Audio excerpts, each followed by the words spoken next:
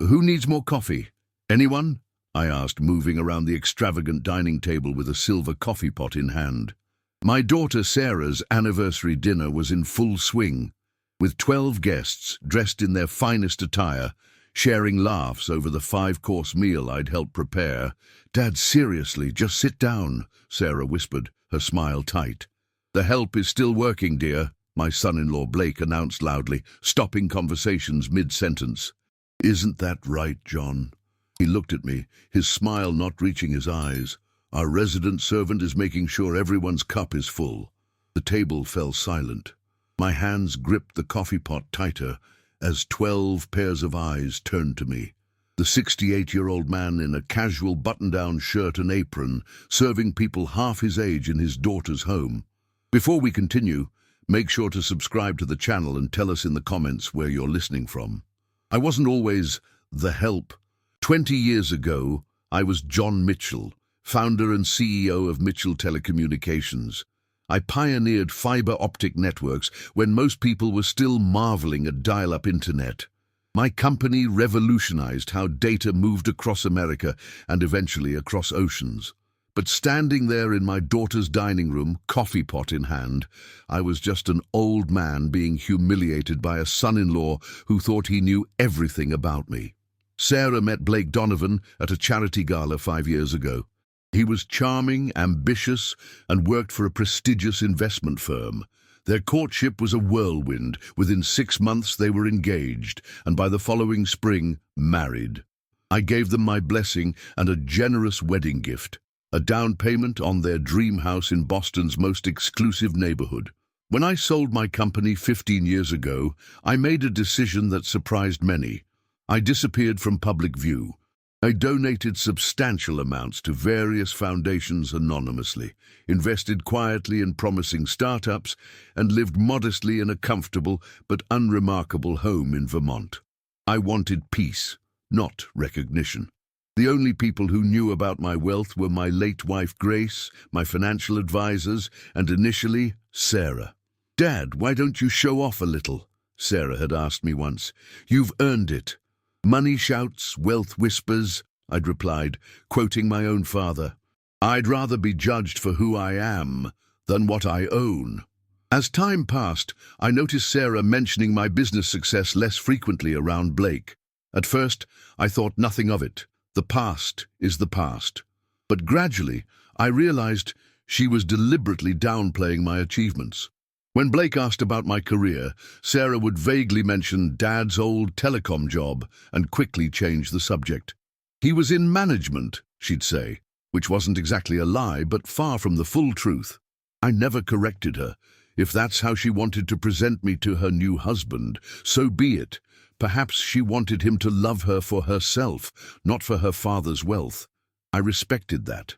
But over time, Blake formed his own conclusions about me.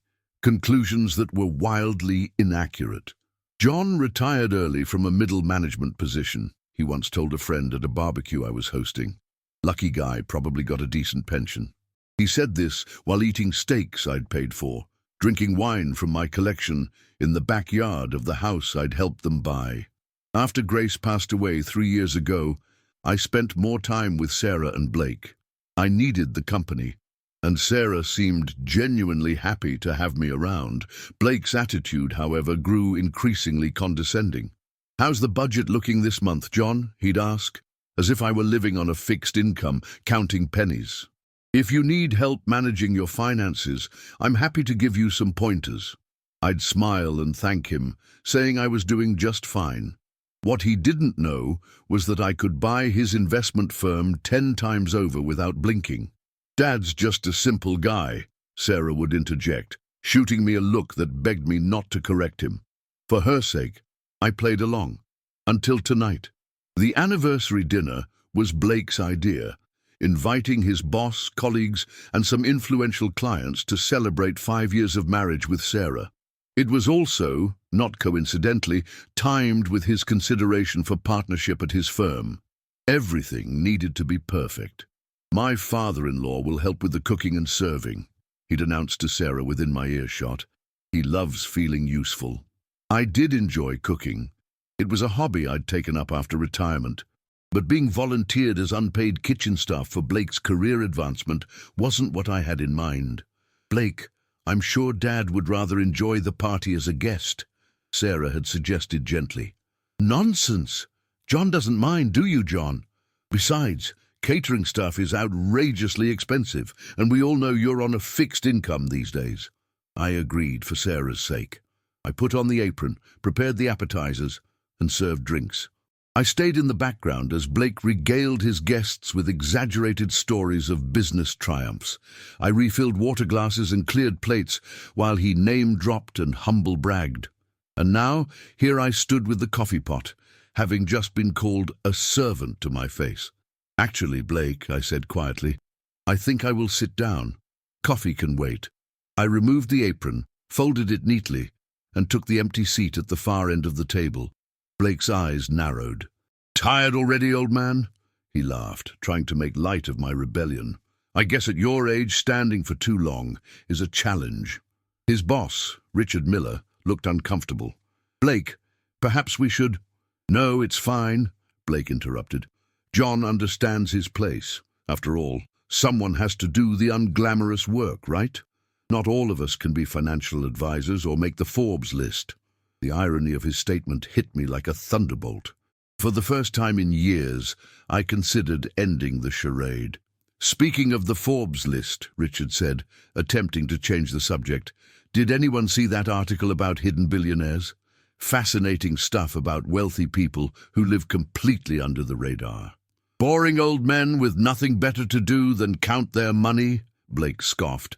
"Real players want recognition for their success. What's the point of wealth if nobody knows about it?"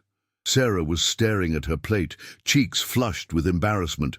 I could end her discomfort with a few words, but would that be fair to her? She'd chosen this path for reasons I'd never fully understood. "I don't know," Richard continued, oblivious to the tension. "There's something admirable about people who achieve great success without needing constant validation. Like that telecommunications pioneer they mentioned.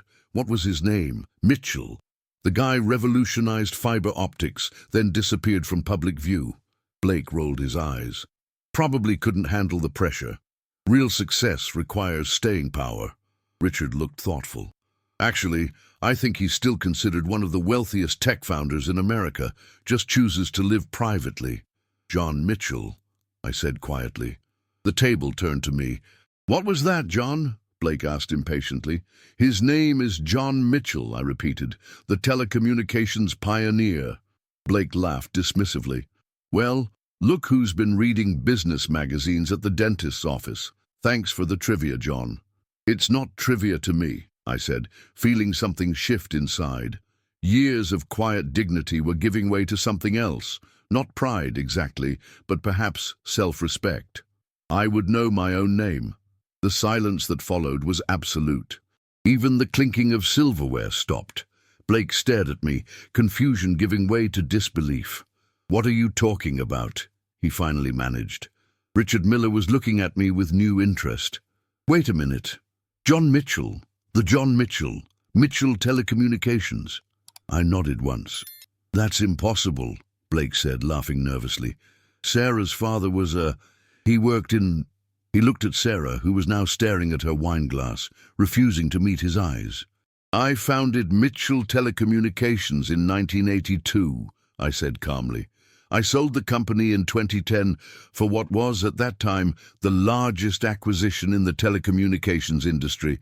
And yes, I've been on the Forbes list since 1998, though they consistently underestimate my net worth." Richard was practically gaping. "I wrote my master's thesis on your bandwidth distribution model. It's an honor to meet you, sir." Blake's face had drained of all color. "Sarah," he whispered. "Is this true?" Sarah finally looked up, tears in her eyes. "Yes. I asked Dad not to make a big deal about it when we met. I wanted you to love me for me, not for my family's money. And I respected that wish," I added. "Though I admit I didn't anticipate being relegated to serving staff at my own daughter's anniversary dinner." One of Blake's colleagues suddenly choked on his wine.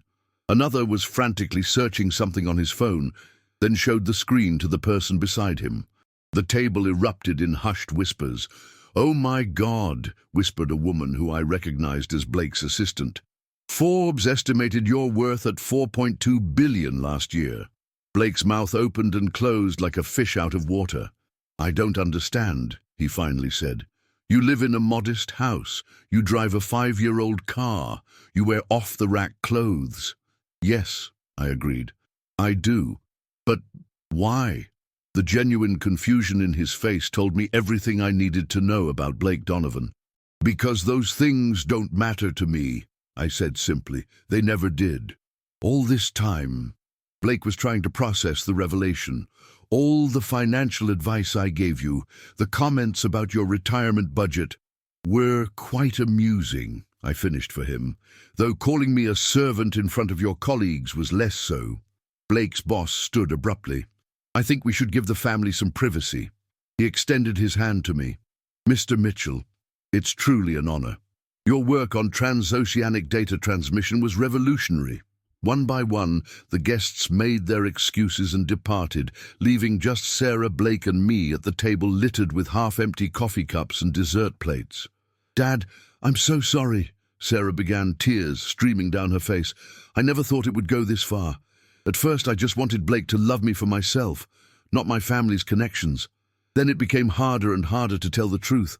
"You lied to me for 5 years," Blake said flatly, "made me look like a complete fool in front of my boss." "You managed that entirely on your own," I pointed out.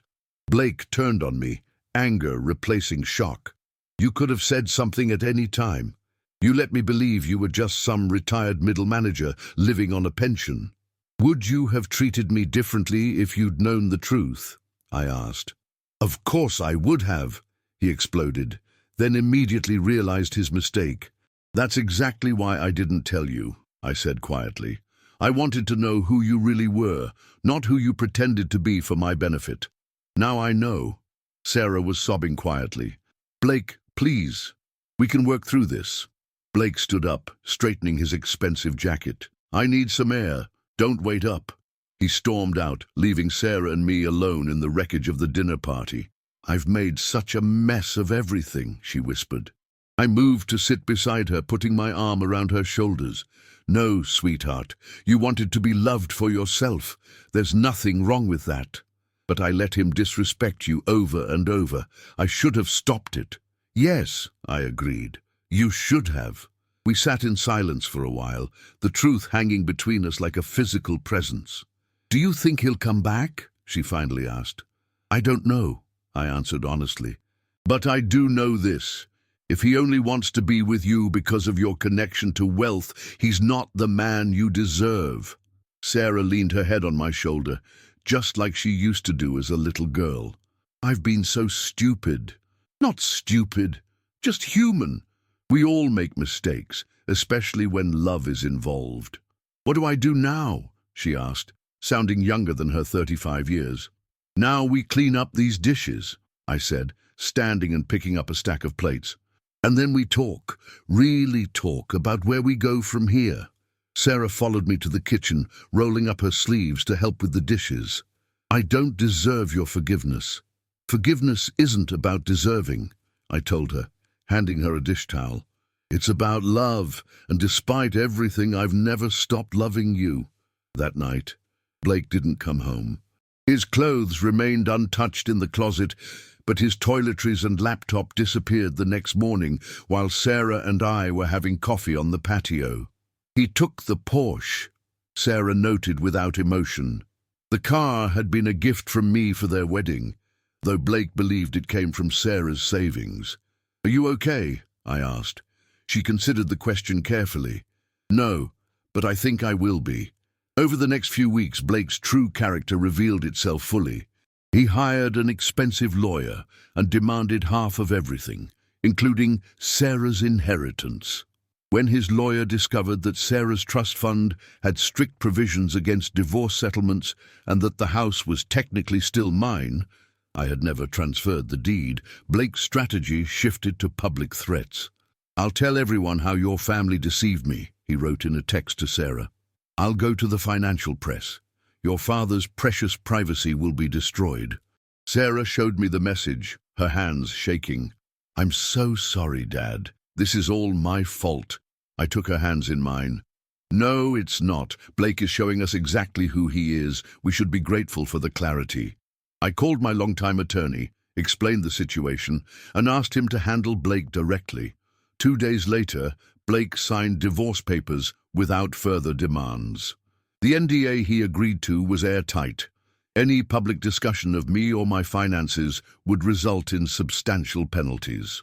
Sarah moved into my Vermont home temporarily to heal, as she put it. One evening, as we sat by the fireplace with cups of tea, she asked the question I'd been expecting. Why did you play along all these years, Dad? Why let Blake treat you that way? I considered my answer carefully. At first, it was respect for your wishes.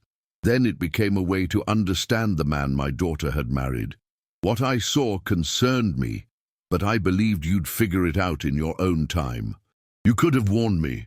Would you have listened? She smiled sadly. Probably not. I was so determined to prove I could make my own way without your name or your money. There's nothing wrong with independence, I assured her. It's what I raised you to value. But there's a difference between independence and denial of who you are. I know that now. She stared into the fire. What happens next? That's entirely up to you, I said. Your trust fund remains untouched. Your education opened many doors. You can do anything you want. Sarah was quiet for a long moment. I think I want to work with your foundation. The educational initiatives we discussed years ago, bringing technology to underserved schools. I have ideas that might help. I smiled, feeling a weight lift from my heart. I think that sounds perfect.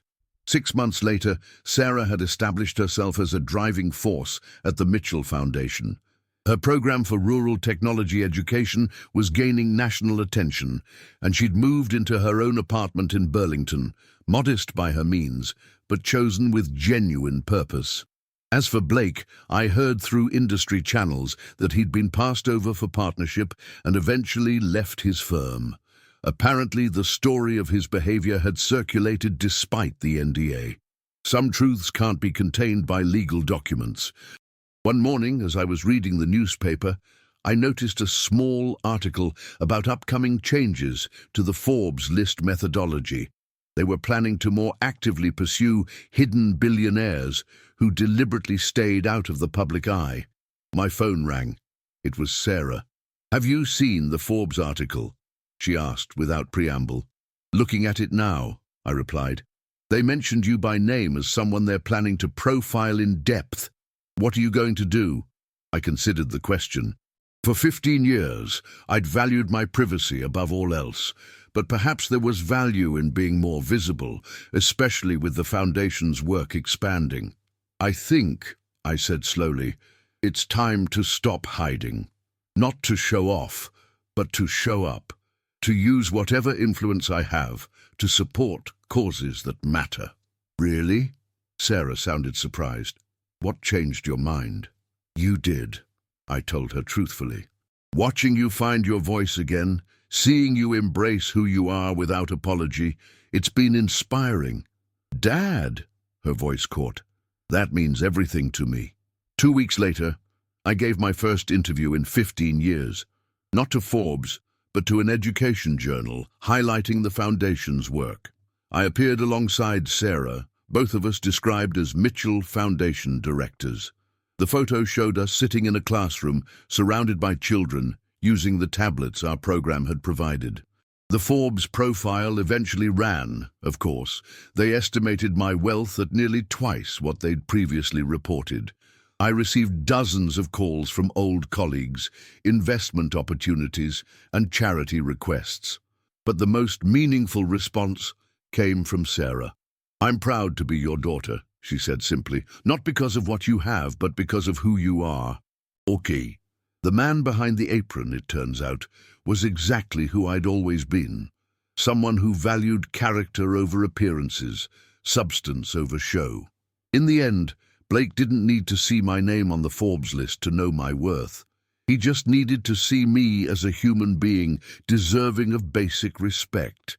Sometimes the wealthiest people aren't those with the most money, but those who know what truly matters. And sometimes the most valuable lesson comes from being underestimated. If you enjoyed this story, please like the video, subscribe to the channel, and share your thoughts in the comments. To hear the next story, just click on the box on the screen. Thank you so much for listening.